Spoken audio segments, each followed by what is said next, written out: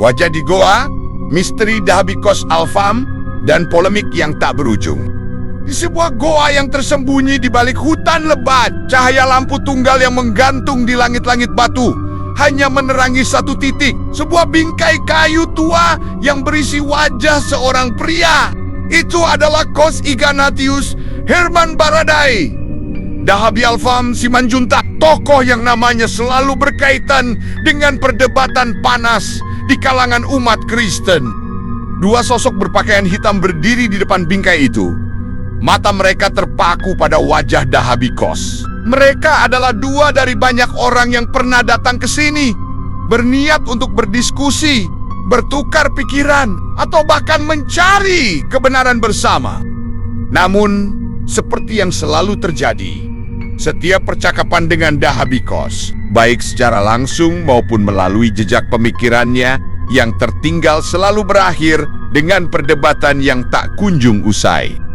Dahabikos dikenal sebagai sosok yang memiliki pandangan yang sangat unik dan tajam tentang ajaran rohani. Ia sering mengemukakan interpretasi yang berbeda dari yang umum diterima, mempertanyakan tradisi yang sudah mendarah daging, dan menantang pemikiran yang dianggap sudah pasti benar. Bagi sebagian orang, ia adalah pemikir yang berani, yang membuka jalan bagi pemahaman yang lebih dalam.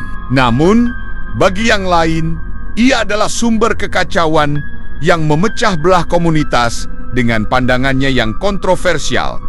Kisah tentang Dahabikos bermula dari puluhan tahun lalu, ketika ia mulai menyuarakan pemikirannya di berbagai forum dan pertemuan rohani. Setiap kali ia berbicara, suasana akan segera berubah.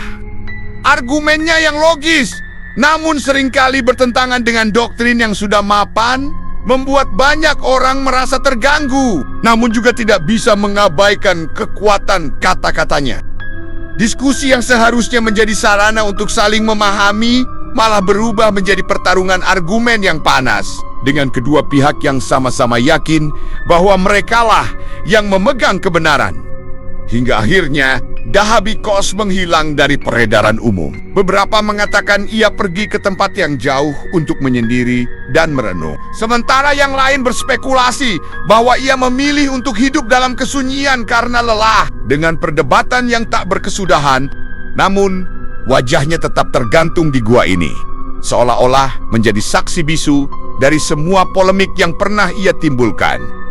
Dua sosok kawannya yang di depan bingkai itu masih berdiri diam. Mereka tahu bahwa berhadapan dengan pemikiran Dahabikos adalah seperti berjalan di atas tali yang tipis. Bisa membawa pemahaman yang baru, tapi juga bisa menjerumuskan ke dalam kebingungan dan perpecahan.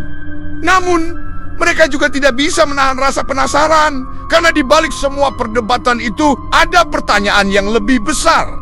Apa sebenarnya kebenaran yang dicari oleh Dahabikos? Dan apa yang bisa kita pelajari dari jejak pemikirannya yang penuh kontroversi? Goa itu tetap sunyi, kecuali suara angin yang berhembus di celah-celah batu. Wajah Dahabikos di bingkai itu tetap menatap lurus, seolah-olah menunggu orang-orang berikutnya yang akan datang. Berdiskusi, dan sekali lagi terjebak dalam perdebatan yang tak pernah berakhir.